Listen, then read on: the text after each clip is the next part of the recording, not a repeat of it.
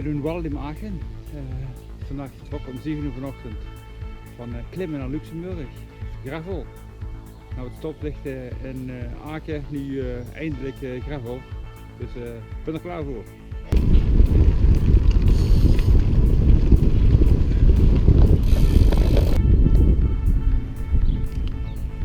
Ik heb een week aan het verlaten stationnetjes die je tegenkomt.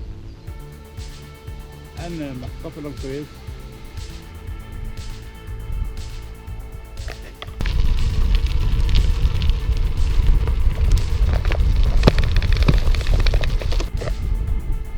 Kilometer 70 tussen Sint-Vith en Monschau. En is het weg op de prairie, de hoogvlakte.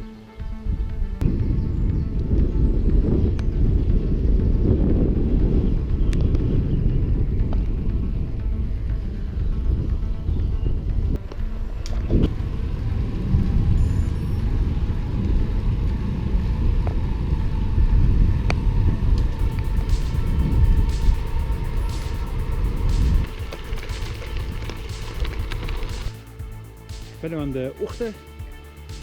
Nou, geweldig gebied. Helemaal geen verkeer. Heel rustig, super rustig.